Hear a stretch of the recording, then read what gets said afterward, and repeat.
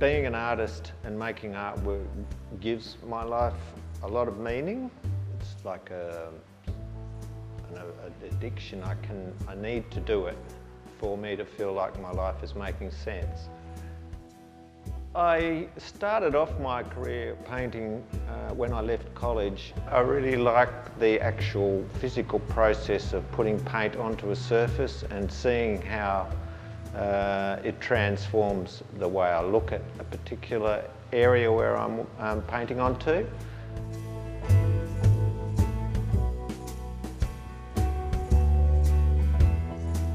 My work in the last 10 years has really been drawn from that impact of where I live, and really have taken elements of my surroundings.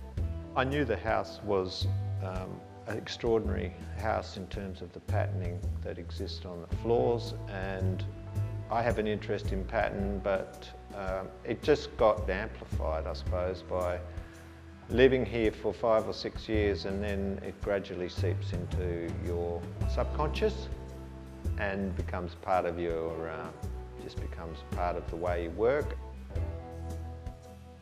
More recent works have looked at the idea of multiple individual elements that I've put together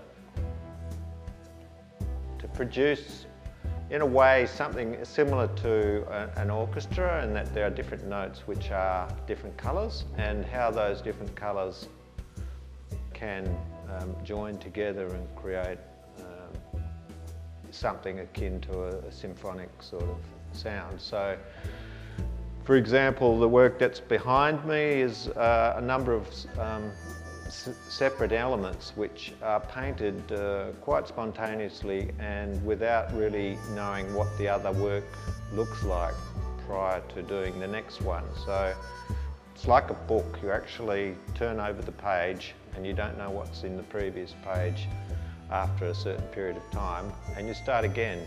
So each one is a different beginning, and then they have to negotiate with each other. So I guess that's the rationale behind this piece. When they're put together, the viewer is asked to sort of somehow piece it into some sense, because that's the way the human mind works, is that the human mind looks for pattern within chaos and looks for meaning within our environment. I think about 1998, I made a decision that I would choose a group of colours to work with to limit the number of choices that I made. Most of my colours tend to project, but I do have a dark colour that recedes, and what I like colour to do is to create a sense of volume. You have a sensation of it being bigger or larger than it actually is by the brightness of the colour. They're just static forms, but our mind seems to make them flip from one to the other. That's quite a phenomenon, I guess, of human perception, in that we play with space and we bring things forward, but then if it's structured the right way, it tends to flip back and forward and loop around on itself. So it inspires movement by being still, which I think is another contradiction, but it's a very interesting one. I mean, there was the idea of repetition, which is something that a lot of people view as being a bad thing, that we do the same things in life over and over again. We get up, we make breakfast, we eat, we go to work, we drive a car, we come home, we sleep. They're all integral parts of how we live, and my work does deal with repetition, in that there's a repetition of colour, repetition of shape. But I think there is a point also in repetition.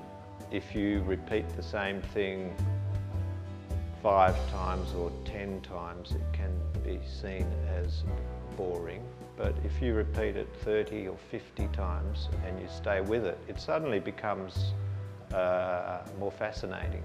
And I think that's something that I'm quite interested in, the idea of repetition being something we accept as part of our life.